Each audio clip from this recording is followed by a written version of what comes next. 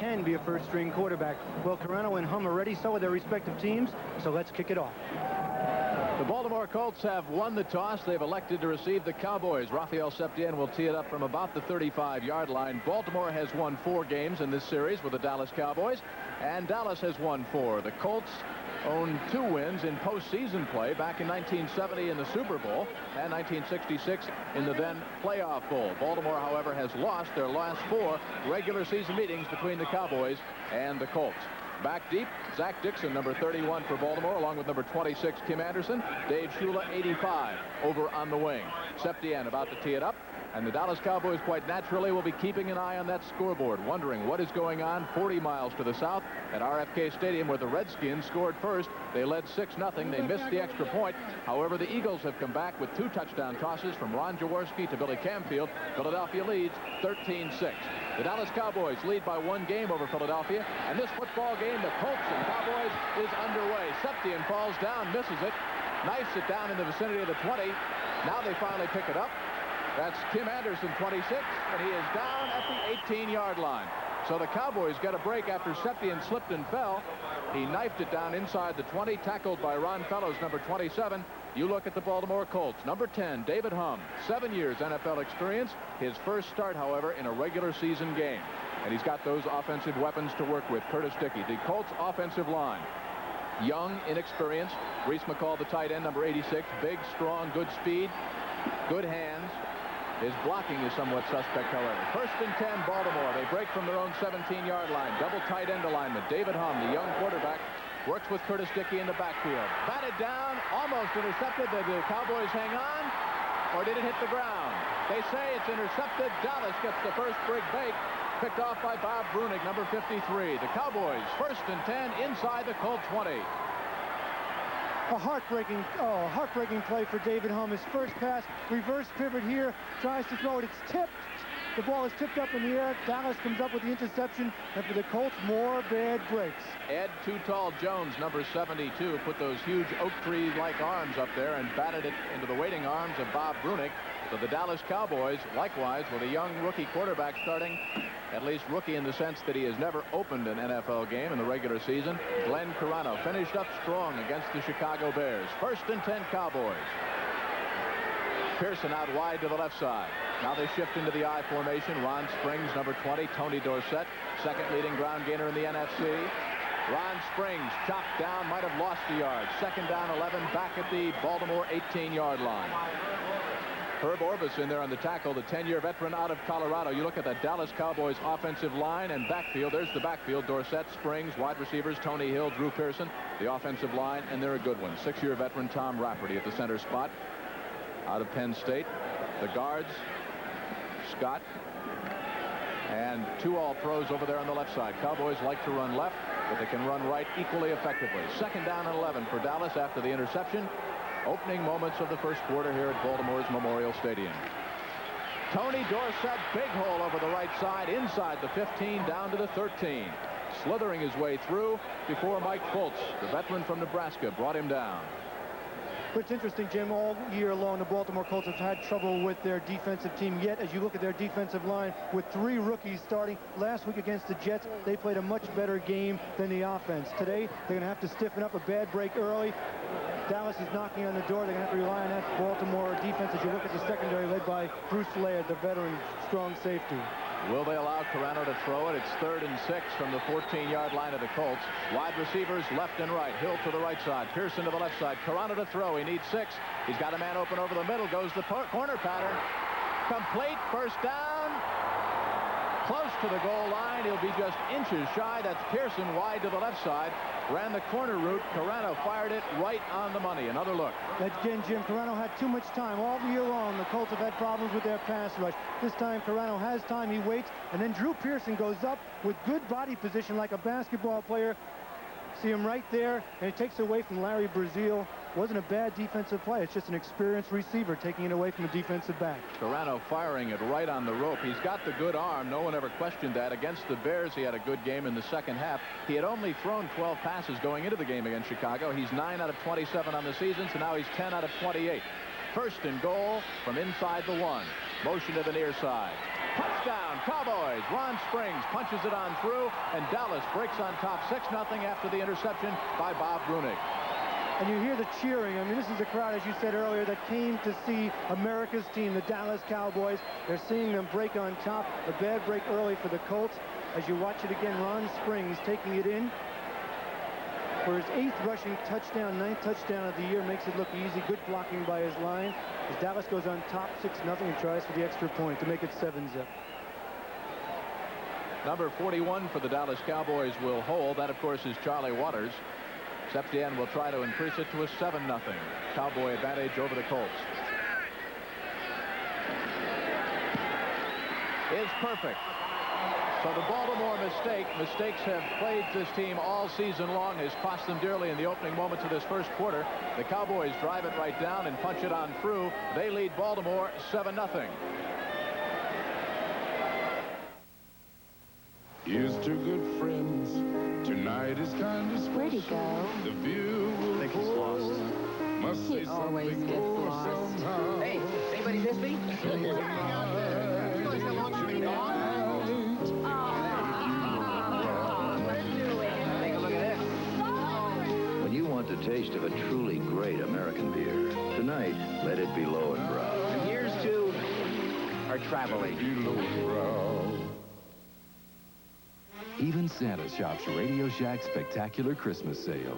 This realistic 40-channel CB would be great in my sleigh. Instant switching to emergency information channels on sale for $69.95. And Radio Shack's Deluxe Pocket Calculator, perfect for adding up my toy inventory. Large, bright display and 4-key memory on sale for $14.95. I knew these would make Santa happy. Even Santa's Christmas dreams come true. Only at Radio Shack, your Christmas electronics store.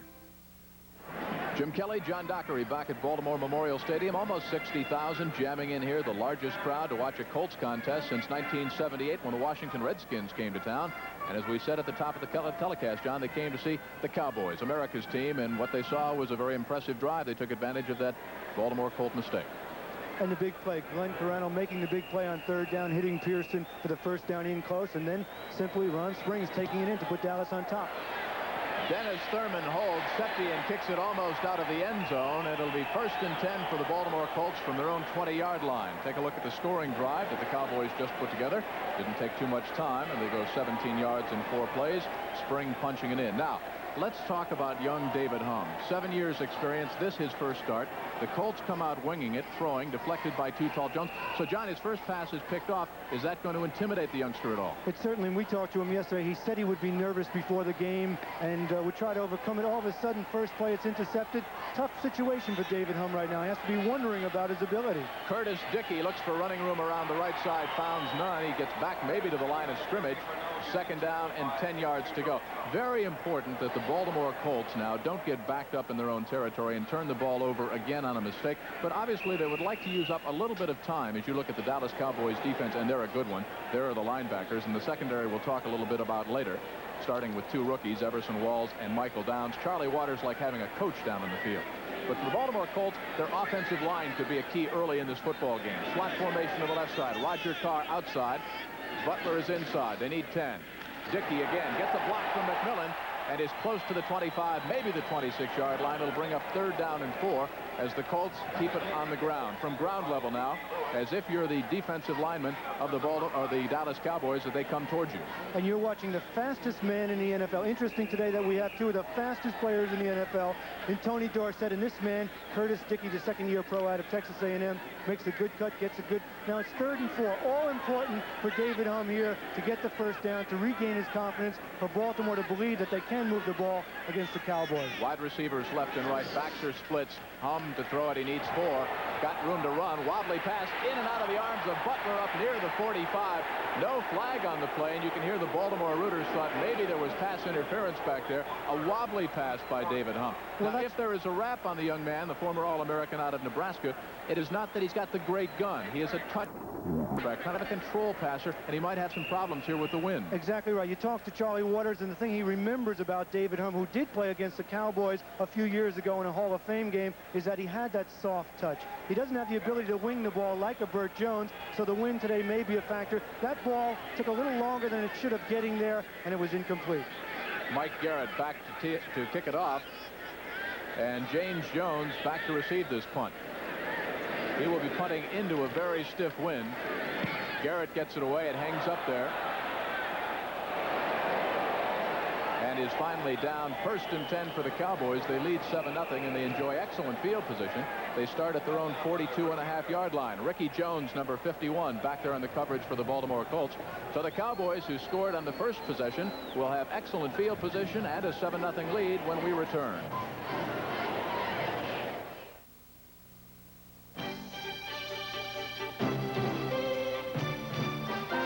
Owners have a lot in common besides all the different models they own, with front-wheel drive or on-demand four-wheel drive. They also share a habit of trading in one Subaru for another Subaru. No leading import is higher than Subaru in owner loyalty. People stick with a car they don't get stuck with. Subaru, inexpensive and built to stay that way. Conoco's gas-saving motor oil is the result of 60 years of innovations. Oh, we have a new one. 1922, An additive. Conoco introduces the motor oil additive. In 41, Oil from Conoco. an additive to keep engines cleaner. Then in 54, New multigrade oil. an oil that works in all kinds of weather. In the summer, wintertime. And now, a gas-saving motor oil, new generation all season. From Conoco, hottest brand going.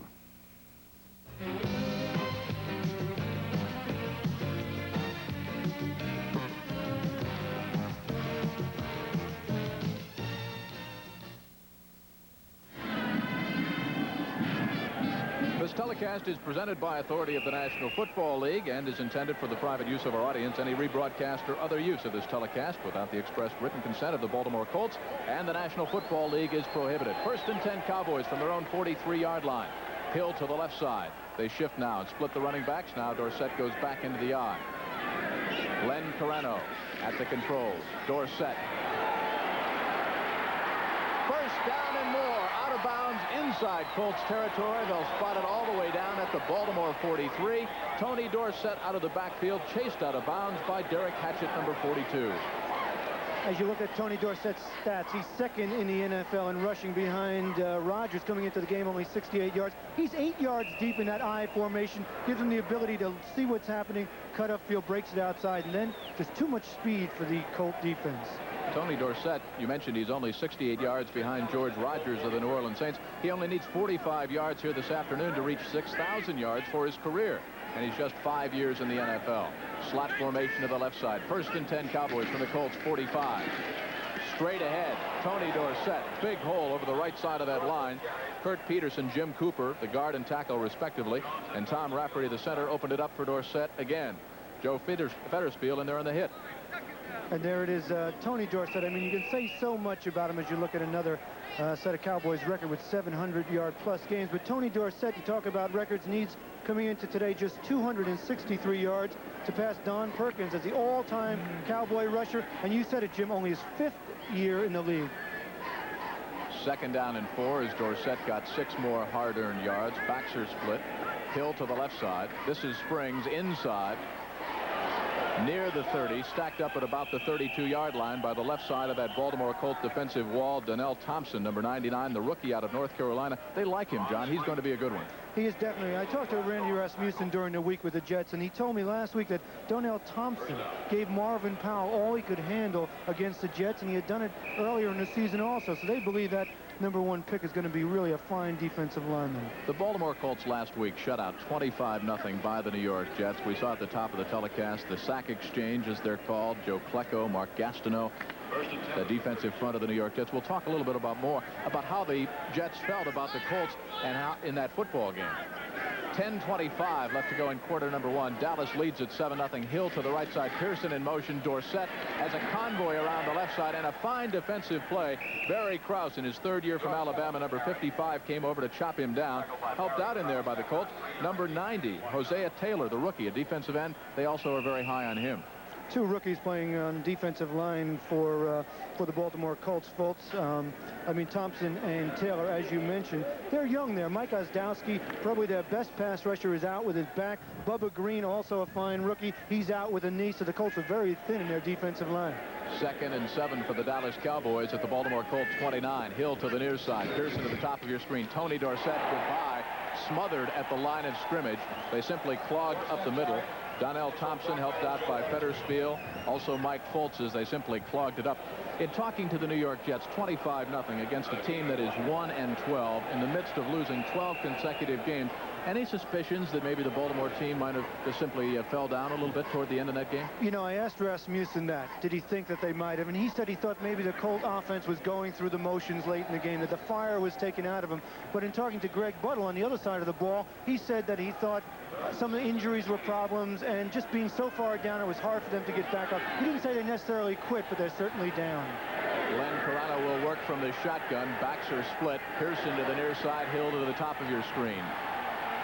Needs 7.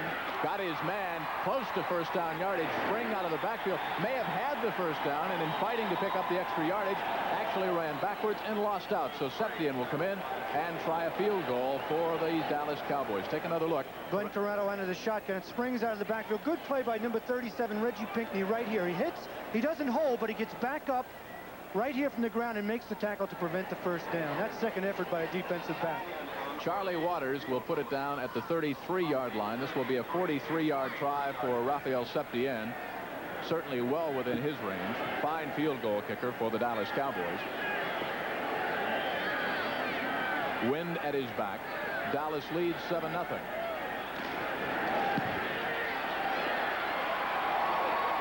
Is good. And Dallas breaks on top, 10-0. Septien bangs it through the uprights from 43 yards out. So the Cowboys have put points on the board in each of their first 2 drives. Dallas 10, Baltimore nothing.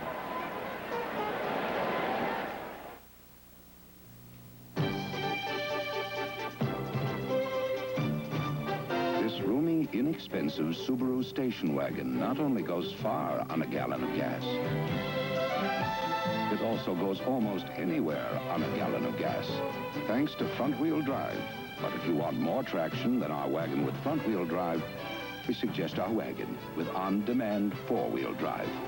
Subaru, inexpensive, and built to stay that way. Copier companies have been introducing small copiers with a very interesting claim. It's just as good as a Xerox. It's just as good as a Xerox. Then one day... this compact copier is very versatile. It even copies on your own letterhead. It's inexpensive, but best of all... I know. It's just as good as a Xerox. It is a Xerox. The Xerox 2600, the compact copier that really is just as good as a Xerox. You look at number 32, Dennis Thurman. He will hold the ball for Septien, who had some problems on his initial kickoff. He certainly has no problems in the field goal department, however. He has just kicked his 70th field goal for the Dallas Cowboys. He is the Dallas Cowboys' all-time leading point producer in terms of points after and field goals. Septien tees it from the 35. He gets a high kick with a wind at his back. Zach Dixon will field.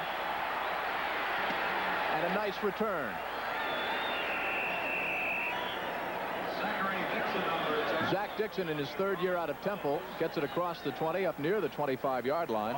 Ron Fellows, 27 in there for the Cowboys. You see Detroit locked in a big battle in that NFC Central with the Vikings and the Tampa Bay Buccaneers. Los Angeles out in front over the Giants. That's early at the Meadowlands. And at the half, the Bears, who lost by a point to the Cowboys on Thanksgiving, are leading the Minnesota Vikings. Southpaw, David Humm, deflected, intended for Butler, but again, it was Ed Too Tall Jones, John, number 72, who batted it down. Last week, the Baltimore Colts offensive line had a lot of trouble against the Jets with that big rush that they put on. 5 sacks allowed.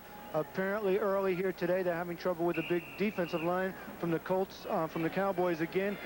2 passes deflected already. Former All-American at Nebraska, 7 years in the National Football League. Released by the Buffalo Bills earlier this year. He was cut the Monday before the regular season began. 2nd down and 10 for the Colts. Slot formation to the near side. Draw play, Curtis Dickey, nowhere to run. Ed Too Tall Jones in there, along with Harvey Martin. The entire front side of that Dallas wall stopped him cold. People tell us that Ed Too Tall Jones, as you watch him here, number 72, is playing the best football of his career. And that's an important thing for the Dallas Cowboys because they're relying on their front 4 to win games for them. They don't have a great linebacking crew. They have a secondary that's just developing. So that front 4, led by Ed Too Tall Jones and Randy White, has to do it for them. This is be careful time right now for young southpaw David Humm. 3rd and 9. They don't want to turn the ball over. Cowboys will come. Flag on the play. Picked off. Wilson's got it. Inside the 25, down at the 24. Let's check the penalty flag. Jim, I don't like to speculate, excuse me, but I think it might have been Steve Wilson pushing Ray Butler, number 80. We'll wait for the call, but it appears that he was pushing him, then turned around to make the interception. Let's see what it called. Ben Dreith is your referee. Preliminary indication is against the Dallas Cowboys. Will negate that interception by Steve Wilson. 3rd-year man out of Howard. He came in with 2 interceptions on the year. Here's the call. Defense number 45 was lined up in the neutral zone. It was on Steve Wilson, but he was in the neutral zone, and for a defensive back to line up, he obviously is not looking in at the ball.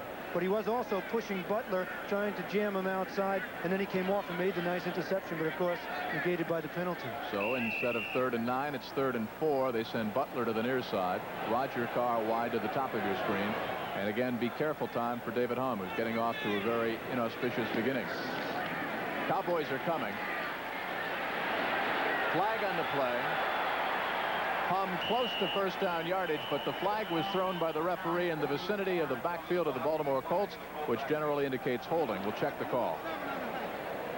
Benny Barnes made the hit on David Humm. Holding Baltimore. And John, just as the Colts have done almost all season long, they are hurting themselves and digging themselves into a hole very early in a football game. And they are doing it, of course, without Burt Jones. David Humm has an uphill battle for him. Burt Jones is the kind of quarterback that can deal with this kind of wind and this kind of adversity. Holding offense, number 62. But for David Humm to put himself in a hole early at 10-zip, we talked to him yesterday. As you look at Burt Jones on the sidelines and Humm, it was interesting. Burt has had a terrible year filled with adversity and controversy, yet it was interesting that Humm told us Burt Jones is the man that's helping him the most. 3rd down, 14 yards to go. Butler comes wide to the near side. Carr to the top of the screen. Cowboys show the blitz. They'll throw everything at the young quarterback David Humm. Try to rattle him, shake his confidence early. Dallas jumped off sides. Down goes Humm. It's a loose football. Dallas recovers, but check the penalty flag. Looked like the Cowboys jumped prematurely, and if so, as we seesaw back in fact, take a look from ground level. The right side, Harvey Martin, Randy White, and company. And that's a quarterback varying his starting count. He got him to jump off, but he was hit by Michael Downs from the backside fumble, but it doesn't count because Cowboys are offside. Michael Downs, the young rookie out of Rice, whom Charlie Waters calls Praying Mantis. That's his nickname for him back there in that. Offside, number 51. Charlie Waters calls Michael Downs the Praying Mantis because Dallas would like to beef him up a little bit. I thought it was interesting the way he categorized him as a combination of Cliff Harris and Nolan Cromwell. The ability to hit like a Cliff Harris, and yet the range of a Nolan Cromwell. That in 3 years he may be just a great safety for the Dallas Cowboys. Johnny, we're right back where we were a couple of plays ago. 3rd down and 9. Cowboys coming. Incomplete. Simply a bad pass. Humm was in the grasp of a couple of Cowboys intended for Butler, but in there putting all kinds of pressure on him. Number 51, Anthony Dickerson. So David Humm having his problems early, caused primarily by the Cowboy defense. The Dallas defense is nearly as complicated, John, as their offense is. Yeah, it is really that way. And the Dallas defense, though it is 22nd in the NFL and ranked, is actually a decent defense. They haven't played that well in Dallas this week. Jim is hoping that they might, for once, get a blowout and create that momentum heading towards the playoffs. You look at Mike Garrett and what he's done on the afternoon. James Jones back to field, standing in the sun, awaiting the kick out of the shadows here at Memorial Stadium. And now the Cowboys see something that they don't like on the field, and they take a timeout. 6:44 left to go in the first quarter. The Colts in all kinds of trouble offensively. Their #1 quarterback, Burt Jones, unable to play. David Hum, 7-year veteran in the National Football League, but really a rookie, John, getting the starting call. And David told us yesterday this is his career on the line here this afternoon. He didn't expect to be around 3 or 4 weeks ago after he was let go by Buffalo earlier in the year, the Raiders before that. We take a look at scores around the NFL today. The Cardinals having an easy time of it at home against the New Orleans Saints. San Francisco out in front over Cincinnati. Bill Walsh resting a lot of regulars there. The Dolphins, a must-win situation for Don Shula and Miami, on top over the New England Patriots. And, of course, the key game in the NFC East today, Ron Jaworski, a couple of touchdown tosses, 25 and 5 yards to Billy Camfield. Redskins scored first, missed the extra point, led 6-0. The Eagles have come back big. They lead it 13-6. James Jones awaiting the Mike Garrett kick at his own 43. Into the wind once again. High hanging kick. Jones will field, fumble, flag on the play. Let's see who gets the ball, and let's see if he was given enough room to catch the ball. That's the first thing you would think about, whether the receiver did have enough room, whether the Colts crowded him. We'll find out in a moment from the official. Here's Ben Dreith, the referee. Interference, Baltimore. They did not allow him the necessary yardage to catch the ball, so the ball goes back over the Dallas Cowboys. Mistakes. Mike McCormick's Colts have been plagued by them all season long. They won their first game 29-28 against New England, and then Baltimore has lost 12 games in a row. Excellent field position for the Dallas Cowboys. Fair catch interference on number 51 on a kicking team. Ricky Jones interfered with James Jones, so once again the Cowboys have excellent field position. They will start 1st and 10 inside the Baltimore Colts 40. It'll be 1st and 10 Dallas, and they enjoy that 10-0 lead, watching the scoreboard, wondering how Philadelphia is doing against the Redskins.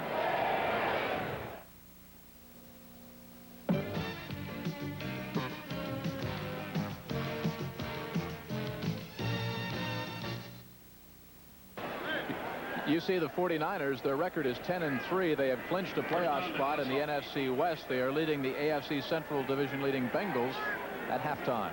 1st and 10 Cowboys. They lead at 10-0 and are on the verge of going in front again. They have scored each time they've had the football. Draw play, Tony Dorsett. Nice one-on-one tackle. Sanders Shiver, 54, the 6-year man from Carson Newman, and you don't tackle Tony Dorsett one-on-one very often. Excellent tackle by Sanders Shriver, and he was hurt earlier in the year, and that's one of the problems that the Colts have had. Not to make excuses for them, but Ed Simonini, their fine middle linebacker, has been hurt. As you watch Sanders Shriver come up, Tony Dorsett getting ready to do his stuff right here. He squares up, fights off a block, and makes a nice tackle on Tony. Dorsett picks up 1 more yard. It's 2nd down and 9, 6:02 and counting in the first quarter. Dallas 10, Colts nothing. And this is something Baltimore didn't want to do, have their defense out there a lot. Tony D, convoyed around the left side, slithers down inside the 30-yard line. Fettersfield in there on the hit. You know, John, Baltimore came out offensively thinking they could move the football against the Dallas Cowboys. Butler said, in fact, that he thought the Colts would win by 2 touchdowns. Some people wonder what he might have been doing beforehand to come up with that kind of a prediction against Dallas, one of the premier teams in the National Football League. In any event, Jim, athletes were never known as realists. In any event, the Colts had hoped to put some kind of a sustained drive, time-consuming ball possession drive together to try to keep the ball away from the Dallas offense and keep their defense off the field. That has not been the case. They've punted twice. They turned it over once on an interception. And now Carano is confused, and the Cowboys have used their 2nd time out here in the first quarter. He'll go over and confer with head coach Tom Landry, Danny White, and the Dallas Brain Trust. And Jim, we talked a little bit about Glenn Carano at the top of the telecast. Now, he's a man that has been serving his apprenticeship behind Danny White, just as Danny White served it behind Roger Staubach. But Carano is coming to that point where in his career, I mean, this is his 5th year, next year will be his 6th year, where Tom Landry is going to have to make a decision. Does he trade him? Does he start him?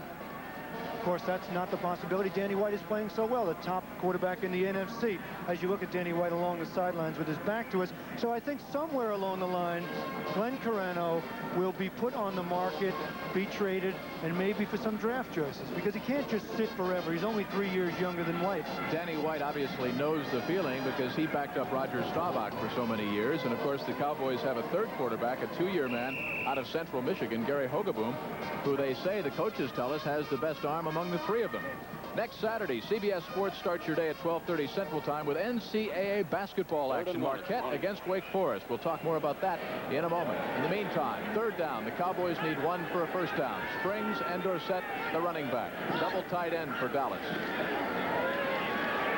And a Cowboy first down. Tony Dorsett knifes his way down to the Colts 25. Donnell Thompson, the rookie out of North Carolina, on the hit for Baltimore, but not before Dorsett had picked up another first down. What can you say about Tony Dorsett? I mean, you look at his record right from Hopewell High School in Pennsylvania through the University of Pittsburgh, through Dallas, and every year the man has gained over 1,000 yards. He's just an incredible back. First and 10 Cowboys. They lead at 10-0. 4:40 and counting in the first quarter. Driving down to the Colt 25-yard line. Springs down to the 20. They worked over the left side. Pat Donovan, Herb Scott, a couple of all-pros there. 7 years out of Stanford for Donovan. 7 years out of Virginia Union for Herbert Scott. We started to tell you about that great basketball game coming up this Saturday on CBS Sports at 12:30 Central Time. NCAA basketball action. Marquette against Wake Forest. And then the NFL Today kicks off with a special Saturday broadcast at 3:30 Eastern Time, followed by the Minnesota Vikings and the Detroit Lions from the Silverdome in Pontiac. Be here on CBS Sports for great sports next Saturday starting at 12:30 Central, live on CBS. Dorsett down to the 15, flag on the play. Let's see if against the Colts or the Cowboys. Dallas driving once again. Baltimore could use any kind of a break here they can get. They already trail 10-0. You certainly don't want to fall behind by a 17-0 score early in the first quarter.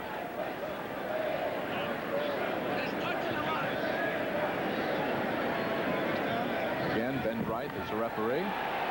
Face mask against Baltimore. This is 4 mistakes now, John, in less than 11 minutes in the football game. It kind of typifies their year. Personal foul, grabbing the face mask, number 54 on the defense. That's a first down. Sanders Shiver, the culprit, and another Dallas Cowboy first down. Baltimore in danger of being blown out of this game early. Of course, the Cowboys, in talking to them last night at the hotel, they said, look, we haven't beaten anybody badly, really blown them out all year. We could use that kind of a game going into the Eagles game. Straight ahead, inside the 5-yard line. Number 30, Timmy Newsom, the second-year man out of Winston-Salem. And he is all the way down to the 4-yard line. Started left, no hole there. Came back running right. Jim Cooper, 61, threw a big block to open up the hole. And Dallas driving. I mean, it's been said before, Dallas does it so well. They develop their talent, and yet they continue to win. A fellow like Timmy Newsom, a 6th-round draft choice in 1980, yet has potential, is being given a chance to develop behind guys like Springs and Dorsett. Glenn Carano at the controls for the Dallas Cowboys. Double tight end alignment. Timmy Newsom again tries to run left behind Donovan and Scott. Ed Smith, Joe Fettersfield clogging up the middle for the Baltimore Colts. Third down.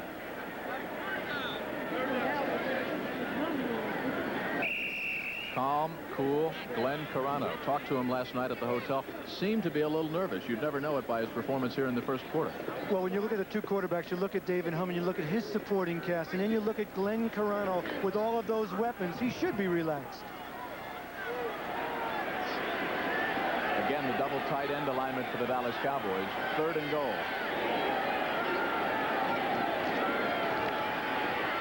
Touchdown, Dallas. Timmy Newsom. For Newsom, that's his first touchdown carry of the year, and Dallas breaks on top 16-0. They simply ran right behind Tom Rafferty, number 64, the 6-year center out of Penn State.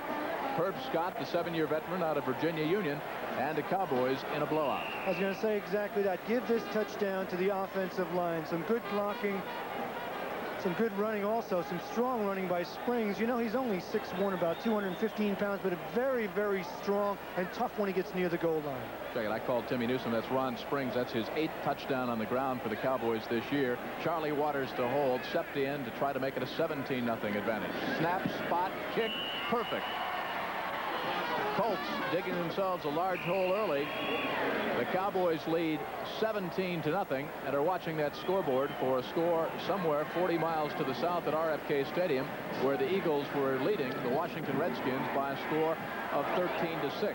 Now, should both the Cowboys and the Eagles win, Dallas would go to 11-4. The Eagles would go to, Dallas would go to 11-3. Philadelphia would be 10-4 going into that key contest next weekend at Texas Stadium. And of course, the Cowboys in complete control of their own fate. They have already, John, clinched a playoff berth. If they beat the Eagles, that's it. They win the division. Well, you know, they might have learned something last week, the Dallas Cowboys. They got a fright on Thanksgiving Day against the Chicago Bears, and they finally won it 10-9.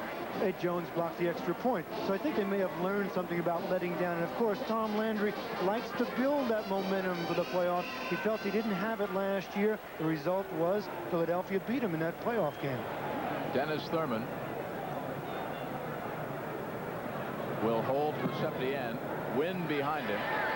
Zach Dixon will field 5 yards deep and bobble, and they better cover it up. They do. 1st and 10 Colts at their own 20. This is a nervous Baltimore team.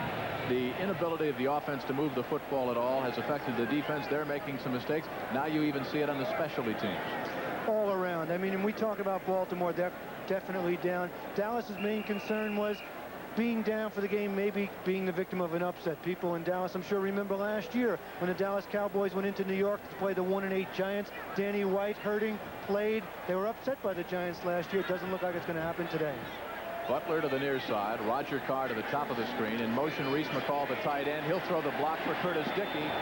Good pickup of 6 yards. 2nd down and 4. And the Colts will have to put together something. They've got to keep that defense off the field now.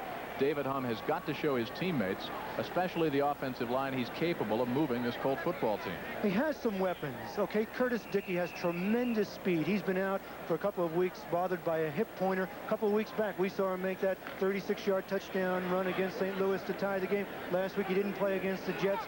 This week, he's back in there, but he's hurting a little bit. This time, a slot formation to the left side. Carr outside, Butler inside. Reese McCall used as a wide receiver. The give to McMillan. 1st down and more for the Colts across the 30-yard line up to the 33. Ed Too Tall Jones made the hit on Randy McMillan, the rookie out of Pittsburgh, a 1st-round draft pick in 1981. And the cheer from the Colts crowd, that's the initial Baltimore 1st down. And it comes with a minute and a half left to go in the 1st quarter. Up until that play, the total Baltimore offense was just 13 yards. McMillan comes out. Cleveland Franklin checks in. Roger Carr wide to the near side. Butler at the top of your screen. 1st and 10 Colts from their own 33-yard line. They trail it 17-0. Curtis Dickey explodes. He may go all the way. Nobody catches Curtis Dickey when he gets out in the open field. Baltimore, and we've got a football game. Curtis Dickey, number 27, got the block he needed up the middle, a huge hole, and then turned it wide to the outside, got a block from Butler. He goes 67 yards for the score.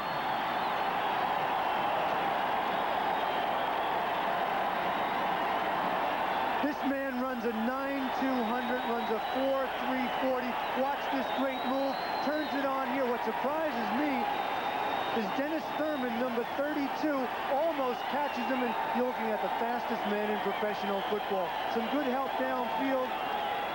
Ray Butler screening, trying to screen Dennis Thurman. Thurman makes a good run, but Dickey is just too much, puts the Colts back in it, emotionally, momentum-wise. 6 touchdowns on the ground for Curtis Dickey, 5 carries, 80 yards. The big one, of course, 67 yards. The extra point is no good.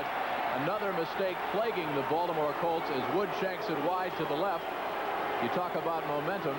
the Cowboys have it despite that fine run. But at least the Baltimore Colts have gotten on the board. They have shown the Cowboys, look, we can move this thing. Our offense is not going to quit, even though you get out in front by a score of 17-0. And it's interesting as you look at the score 17-6. David Humm now knows that he can move the ball on the ground. The Cowboys have to respect McMillan and Dickey. It may open up his passing game a little bit. After all, he has Roger Carr and Ray Butler, two fine receivers and a big tight end in Reese McCall. So when they get the ball back, David Humm might have something to work with. I think I might stop short of saying that David Humm has shown that he can move the ball. They pick up one first down, and Dickey goes 67 yards. So it's not what you would call a sustained drive, but at least the Colts did not fall down despite the fact they fell behind by a score of 17-0. Hey, you get beat last week 25-0. It'd be very easy to fall and just kind of lay down in your faces here. And as you look at Dickey, I thought 2 weeks ago when they were playing the St. Louis Cardinals here in Baltimore, had Curtis Dickey not gotten hurt, they might have beaten St. Louis. He put him on, he tied the score early, and then they lost him, and they lost McMillan also. They were playing with Zachary Dixon and Cleveland Franklin. Now they have those two fine running backs back, Dickey and McMillan, so who knows? You can see just how bad the wind is here at Memorial Stadium. Both teams now using holders on the kickoff. James Jones, Steve Wilson back deep. This is Mike Wood, who missed the extra point, into the wind. At the 18-yard line, James Jones had only two men to beat. One of them grabbed onto his arm and slowed him down. The second man came up to make the hit. Number 87 for the Baltimore Colts, that's Brian DeRue.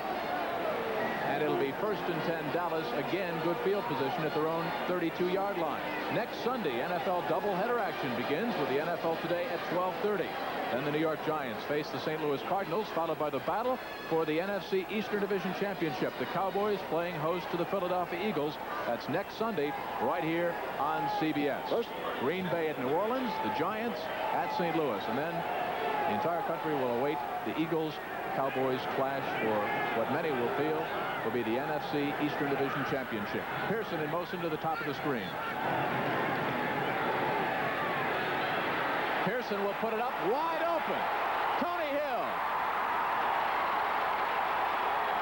Out of bounds inside the 10, down to the Baltimore 9. Nesby Glasgow, the man who chased him out of bounds, but Pearson threw that ball right on the money. You talk about stealing the momentum back. There's Pearson in motion. He takes the pass. It is a lateral. Looks downfield for Tony Hill. Completion. Defensive back obviously not reading. Comes up to try and make the tackle. Isn't covered by the safety. Finally, Glasgow recovers to knock Hill out of bounds, but not before the damage is done. Pearson was 1 out of 1 in the passing department for 22 yards and a touchdown, so he's 2 for 2. He's perfect. You talk about creative, innovative offense, right? Instead of trying to grind the ball down, here they come up with a play totally unexpected. The Colts are excited because they just got a touchdown, think they might get back in the game. They take advantage of that. That's the genius of a Tom Landry, the only coach the Cowboys have ever had in his 22nd season, the 3rd winningest coach in the history of the National Football League. 1st and 10, Dallas inside the 9-yard line. Pearson to the near side. Springs and Dorsett are your running backs. Tony Dorsett explodes down to the 7-yard line. Ed Smith, the second-year man out of Vanderbilt, the man who finally threw Tony D down to the ground. And Jim, it's interesting the way Tom Landry has used, as you look at Tony Dorsett, just gone over the 6,000-yard career mark. In 5 years. In 5 years. Tom Landry doesn't run Tony Dorsett 30 times like an Earl Campbell or 25 times like an Otis Anderson. He uses him sparingly 15, 18 times a game so that he's not a big back. He knows he wants him around for a lot of years to make the big plays. He doesn't run him into the ground. Dorsett now 10 carries for 50 yards. Ron Springs inside the 5, stacked up at about the 2.5. He's got 1 touchdown on the ground so far this afternoon as Dallas drives for another score. Tony Dorsett well on his way toward another 100-yard or more afternoon. He's got 50 yards plus at the end of the first quarter. When we come right back, the Dallas Cowboys will be looking at 3rd down and 2. They're driving to put another score on the board and driving for an NFC championship. And by Lowenbrau. When it's time for the taste of a truly great beer, let it be Lowenbrau.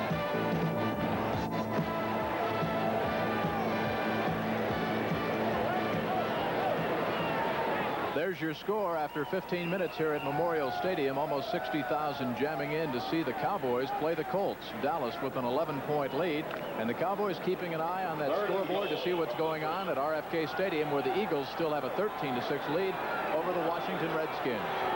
Third down, 3 yards to go. A bootleg by Glenn Carano, wide open, Ron Springs. That's his second touchdown a la the pass on the season. He's got 2 on the ground here this afternoon. So Ron Springs having himself quite a career in Baltimore. 3 touchdowns already, Ron Springs. The linebacker Sanders Shriver bought the play-action fake. As you watch it here again, he bought the fake. Carano bootlegs it out behind his hip, finds Ron Springs out of the backfield. Linebacker Shriver couldn't keep up with him. It's a good throw. Touchdown, Dallas. Out of the hold of Charlie Waters, Septien to attempt the extra point.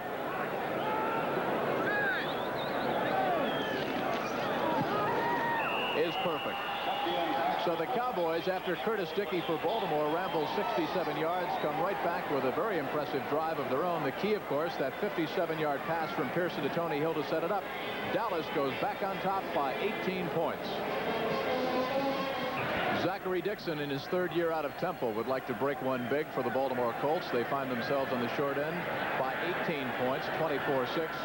Again, the wind a factor here at Memorial Stadium, blowing into the face right now of Raphael Septien. The cheer is for the Baltimore Colts cheerleaders as they change ends in the open end of the stadium down below. That's about all the Colts fans have had to cheer for this season. Septien hangs it high in the wind. Dixon will run up under it, but instead it's taken by Kim Anderson. Anderson breaks it big across the 35, close to the 40-yard line, and the Colts really, John, for the first time, enjoy their best field position of the afternoon. Not only good field position at the 40-yard line, Jim, but also the wind at David Humm's back, an important factor as you look at Green Bay on top of Detroit in that all-important NFC Central race. Lions, Vikings, and Bucks all 7-6. You see what's happening right there. The Bears clinging to that 3-point lead against Minnesota. There are the standings in the NFC. So the Lions are losing. Minnesota's losing. Tampa Bay plays later this afternoon. Tough game against Atlanta for Tampa Bay. 1st and 10. Hum to Curtis Dickey. Gets around Harvey Martin and maybe back to the line of scrimmage, the 40-yard line of Baltimore. Roger Carr checks in. Mike McCormick over on the near sideline, shuffling in the plays with his wide receivers. This time Roger Carr brings it in to David Hum, as they will naturally help out the young quarterback. 7 years in the NFL, but this is his first start. And in talking with Hum yesterday, we said, who on the offense besides Burt Jones are you closest to? And he said, Roger Carr. He said, it's a confidence builder having Carr next to us in the huddle there. The veteran wide receiver for the Baltimore Colts, wide to the left side, Butler to the near side. Baxter, McMillan, and Curtis Dickey. Hum to throw. Here comes Harvey Martin. Releases underneath. Bruning had a chance for his 2nd interception of the afternoon, intended for Reese McCall, the 4-year tight end out of Auburn. Certainly, John, a very catchable ball. Certainly, and that's one of the raps on Reese McCall, that he's dropped some balls this year. He hasn't caught that many balls overall, only 18 for 271 yards, 1 touchdown. But Reese McCall is a great target at 6'6" and 245 pounds. That time he couldn't hold on. A wise choice for David Hum, too. Throwing to your tight end, it's a shorter throw, an easier throw to a big target. David Hum can throw the football despite that graphic. An outstanding All-American at Nebraska for 3 years, passed for over 5,200 yards and 42 touchdowns in 36 games. Cowboys may have jumped off sides. Free play for Hum. Misfires. Roger Carr, the intended receiver. Wilson back there on the coverage. But the Colts, I think, get a free play. It's always a timing thing. There you saw Roger Carr turn around as we wait for the penalty call, and the ball just wasn't thrown correctly because, after all, they've only worked 2 weeks together, and quarterback and receiver obviously need timing. Hum and Roger Carr don't have it yet. Defense offside, number 79. That's Harvey Martin, a 9-year veteran out of East Texas State, 6'5", 252. Dave Shula, number 85, now checks in.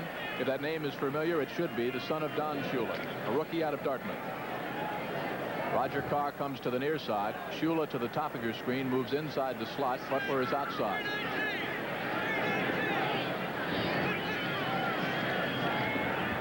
Hum on 3rd and 5, all kinds of time. Got Roger Carr wide open, and the wind took the ball out of bounds. We talked about the wind being a factor. Carr was wide open, and you could see the ball actually be blown away from Carr. They were in double coverage there with the cornerback pressing on Roger Carr. He went down, cut inside, and then cut away from the safety. Hum just didn't have enough on it to cut through the wind, and the ball floats away. Take a look at it here. Floats away out of bounds. Roger was open. So on 4th and 5, Steve Wilson, James Jones drop back deep for the Dallas Cowboys. Hum now 0 for 6 in the passing department.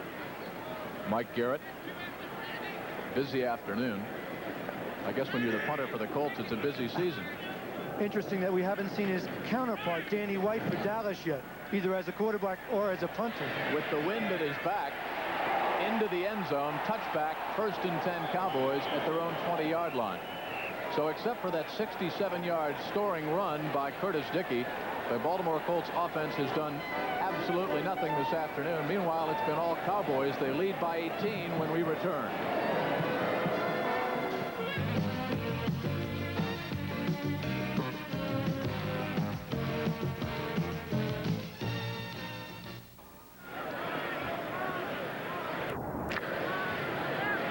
You see, it has not been a good first 30 minutes of football all season long for the Baltimore Colts. Glenn Carano at the controls now for the Dallas Cowboys. 13:42 left in the first half. Dallas by 18. Ron Springs, 3 touchdowns. Bucks his way up near the 25. 2nd down and 5. Patriots coming back against the Dolphins. Matt Cavanaugh, 1-yard run. 14-14 in the 3rd quarter. That, of course, John, is a crucial game for the Dolphins. They're 8-4-1, tied for 1st in the AFC East with the New York Jets. As you look at David Hum along the sidelines, here he is talking to one of his wide receivers. And for Hum, trying to figure out how he's going to get things going. I mean, I think he's talking to Roger Carr. You can't see right there, but he's got to get things going, got to complete some passes and show his team that he can move the ball. Straight ahead, Fetterspiel on the hit. Tony Dorsett chopped down after a pickup of 2. It'll bring up 3rd down and 3. David Hum did not look concerned right there. Of course, as he told us yesterday, he said, heck, why should I be? This is actually a tryout for me. It's a 1-game season. If I do well, I'll be back next week and get the starting call again and try to win myself a spot on the roster here in Baltimore. He's with Roger Carr, and he actually does. It's a no-lose situation for David Hum. And he's that kind of an engaging personality where he understands that, look, if he makes it, it's wonderful. If he doesn't, there are other things in life. Cowboys from the shotgun. Carano at the controls.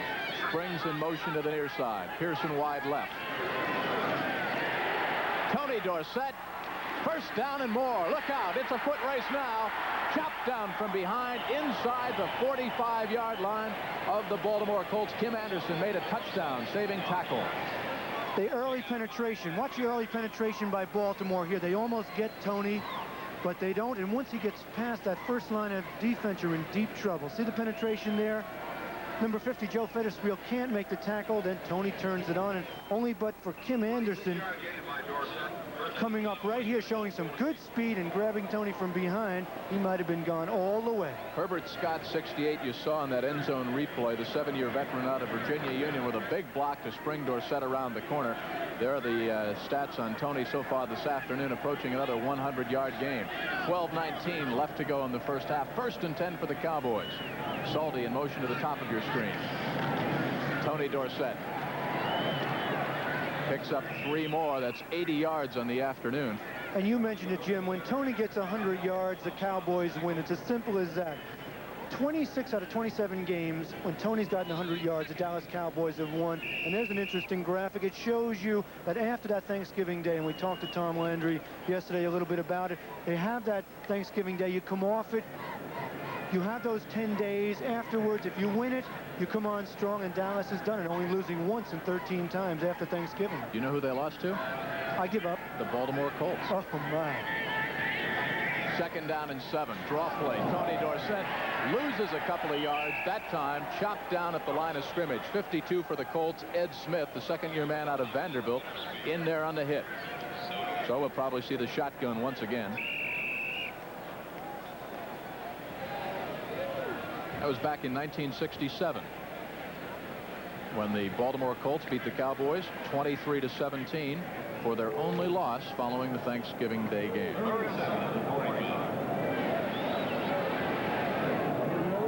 From the 45-yard line of Baltimore, the shotgun.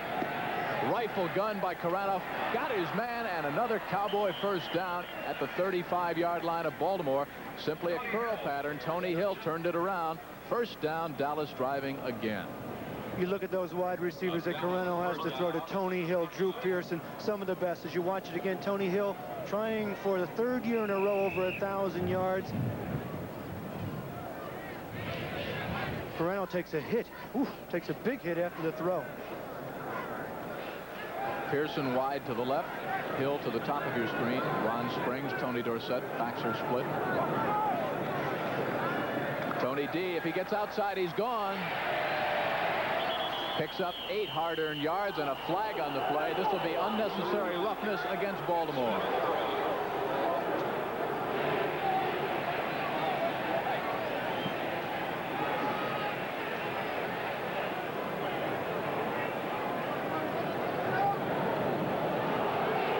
Personal foul against the Colts.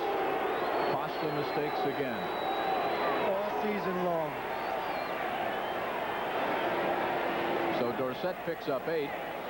Ben Dreith will tack on another 15. And this will move the ball all the way down to the 11-yard line of Baltimore. They're already behind by 18 points. Late hit out of bounds on number 52 on the defense.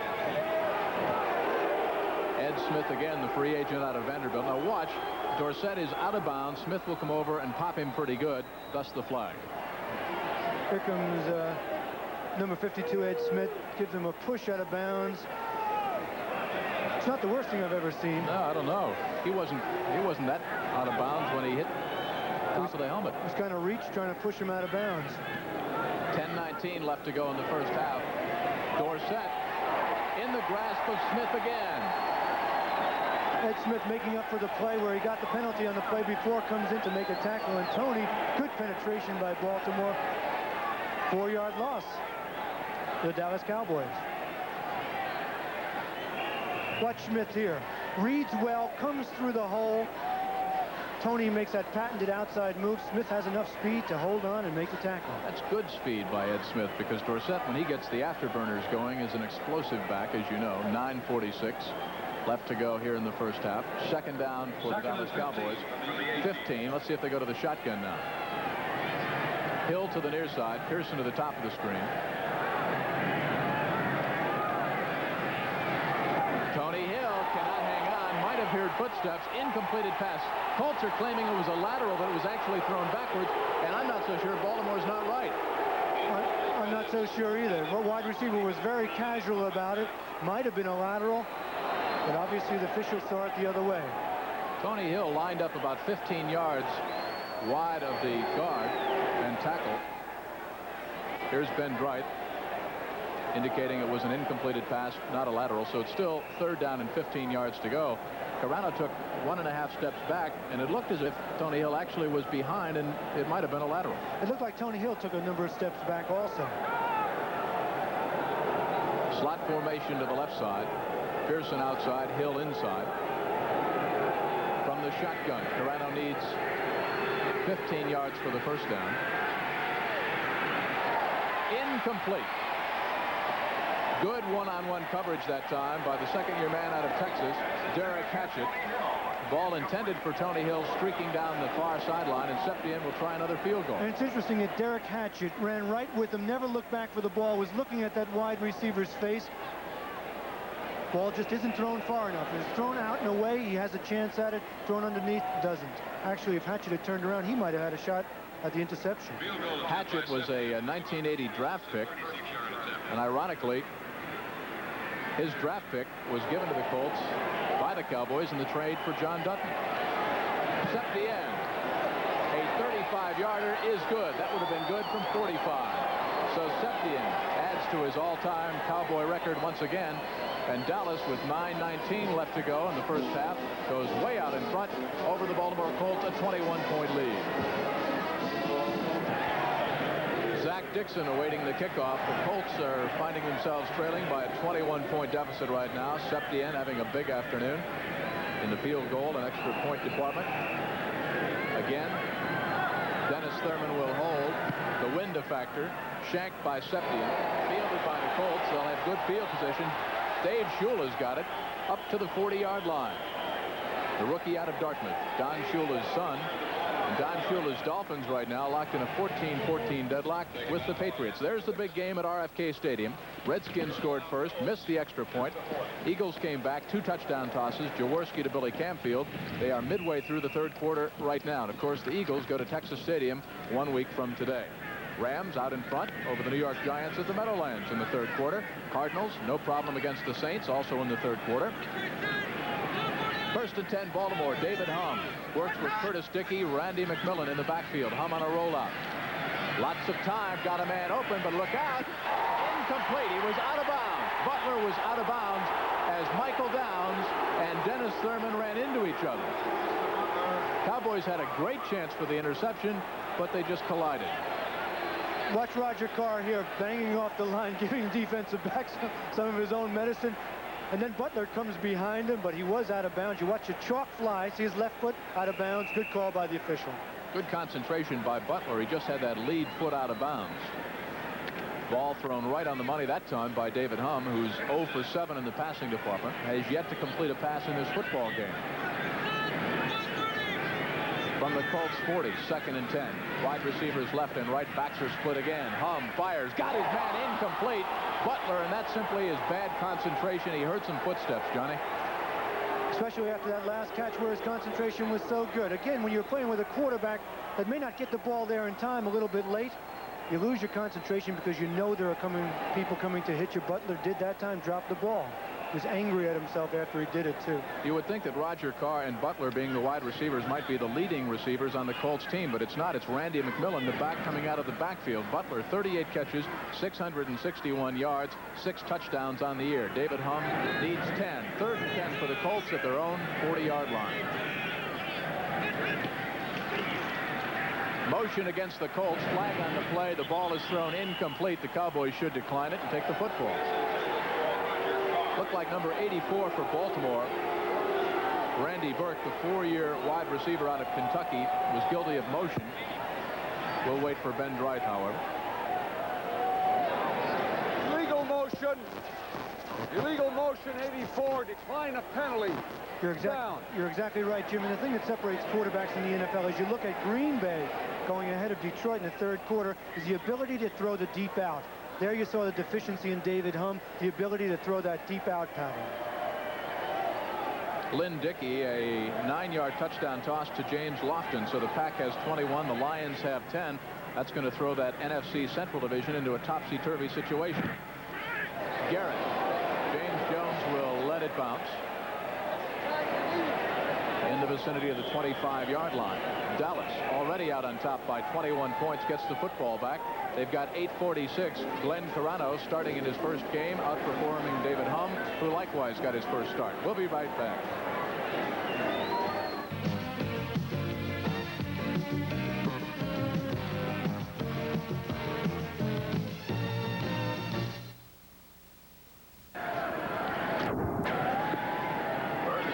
Nothing new. The Dallas Cowboys lead by 21 over the Colts. Baltimore losers of 12 in a row after winning their opening game against the Patriots.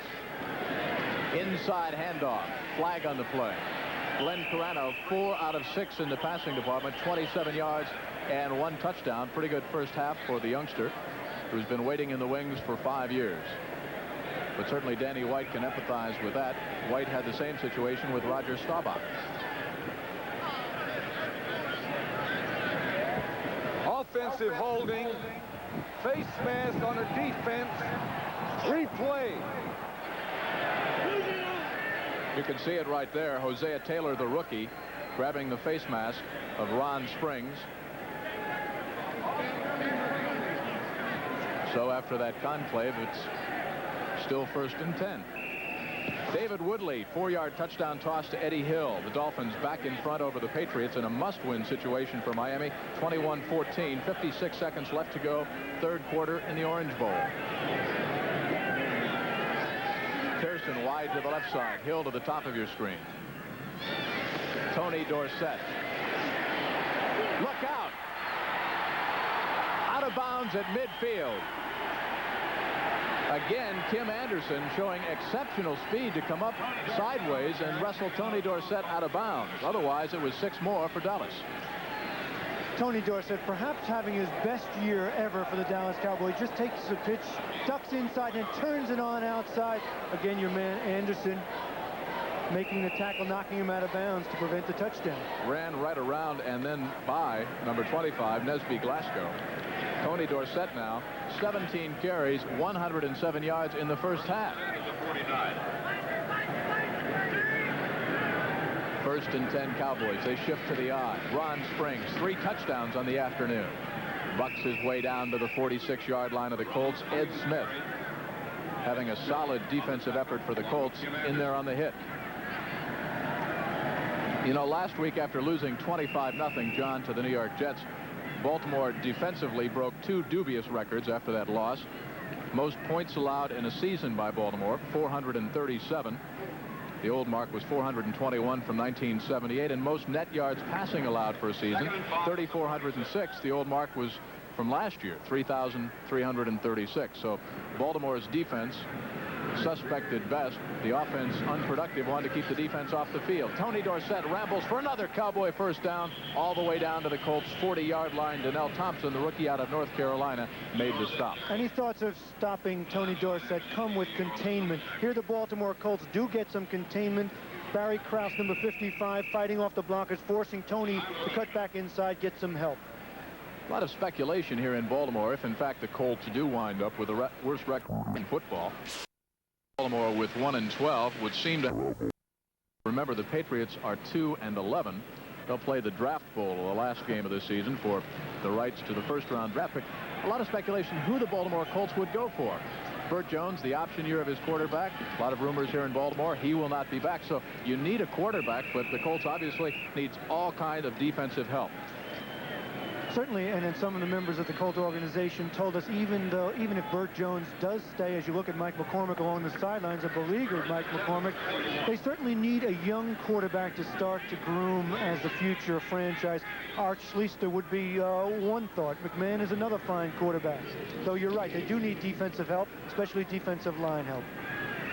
Cowboys picked up the first down after the measurement. They run straight ahead behind the blocking of Tom Rafferty, Kurt Peterson, 64 and 65 respectively.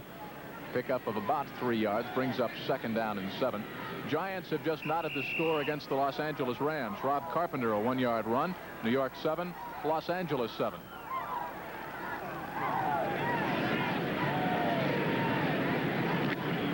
6:45 and counting. First half, the Cowboys lead it big, 27-6 against the Baltimore Colts.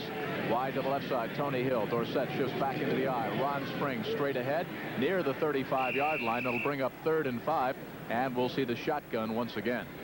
Speaking of the New York Giants, the first half of the doubleheader for many of you. Action begins, of course, with the NFL today at 12:30. The Giants facing the St. Louis Cardinals, or Green Bay at New Orleans, followed by the big battle for the NFC Eastern Division Championship. The Cowboys hosting the Eagles next Sunday right here on CBS Sports. And right now, the Eagles enjoying a 7-point lead against the Washington Redskins 40 miles to the south at RFK Stadium, still 13-6. And Jim, you mentioned Green Bay last week, a big win over Minnesota. Today another. It looks like they're going on to victory. They'll be 7-7 in that Central Division race, again up in the air, up for grabs. First down, Cowboys inside the 30-yard line. Again, it's Fettersfield on the tackle, but not before Carano out of the shotgun had found the back looping around. James Jones. Number 23, Jimmy Jones. Jimmy Jones, only 2 receptions for 18 yards coming into the game. Here, Carano delivers the ball on the line. Jones hooks up between the linebackers, first down.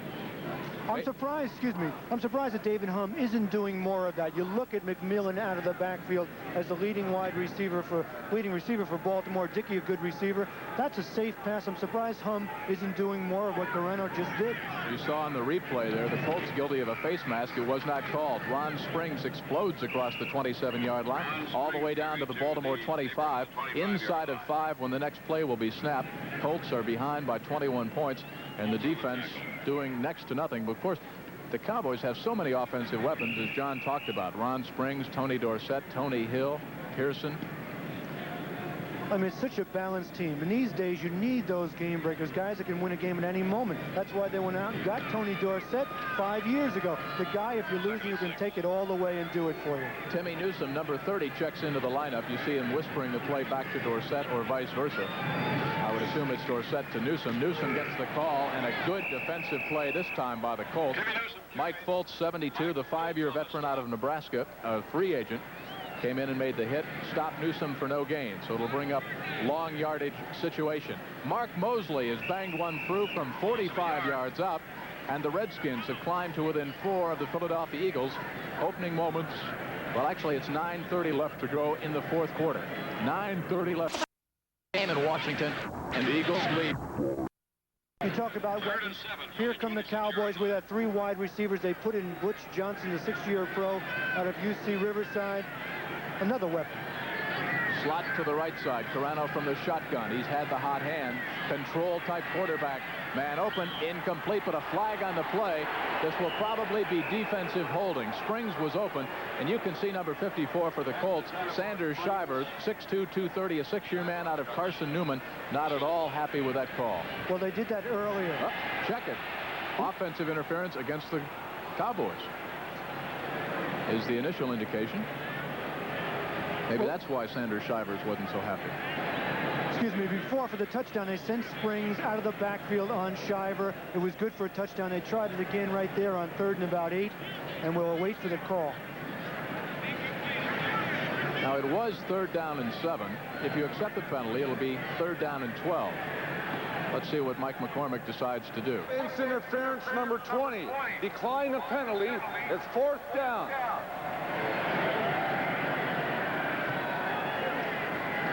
Hard to see it there. It might have happened before. Ron Springs out of the backfield. A lot of times the back will come out. He'll lean into that linebacker, push off, and then make his route outside. Hard to see, but good chance that was the case. Septien, who has a field goal from 43, another from 45 yards out, will not try the field goal. We see Danny White for the first time this afternoon. It's the first time the Cowboys have had to punt. 3:46. Now, he, of course, is a quarterback. He could throw. Do you think Tom Landry might have a little trickery? No. Down by the Cowboys inside the Colt 10. 1st and 10 Colts. They've got all 3 timeouts left, and we've got 3:37 left to go at Memorial Stadium in Baltimore. The Colts, a 67-yard run by Curtis Dickey to set up their only score, trail by 21. Tommy Kramer, 3 yards to Ahmad Rashad. The Vikings take the lead for the first time in the game, 7-3, 13:25 left to go. The Vikings are winning. The Lions are losing. They were all tied with Tampa Bay 7-6 in the NFC Central. David Hum to Curtis Dickey.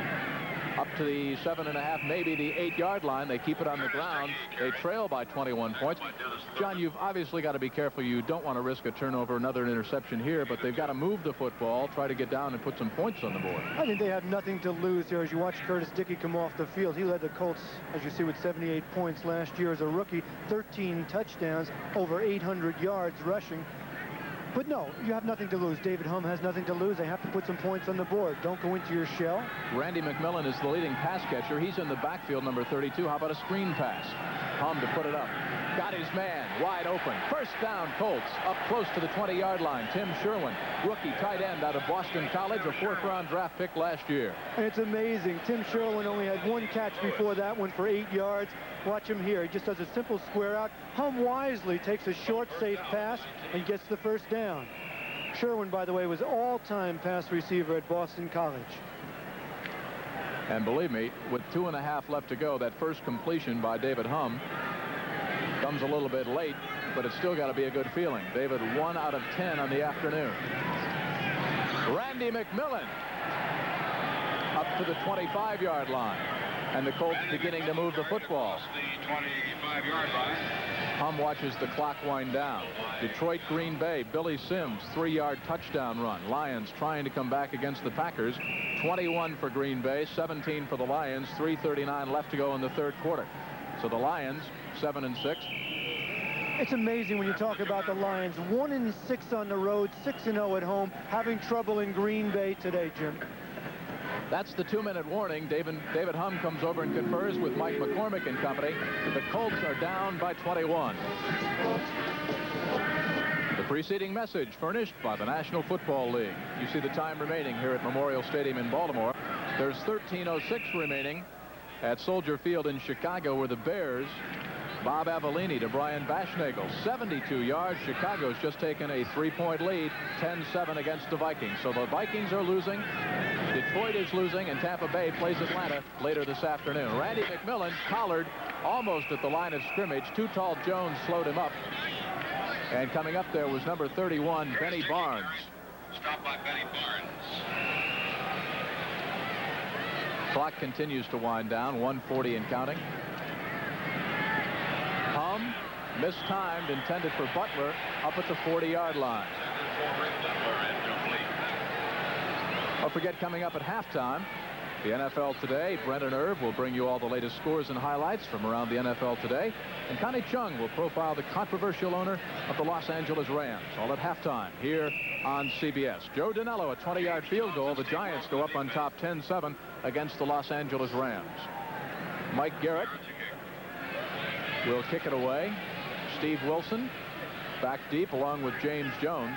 Garrett's last punt went into the end zone, John. That was the first punt in 64 punts by Garrett this year that went for a touchback.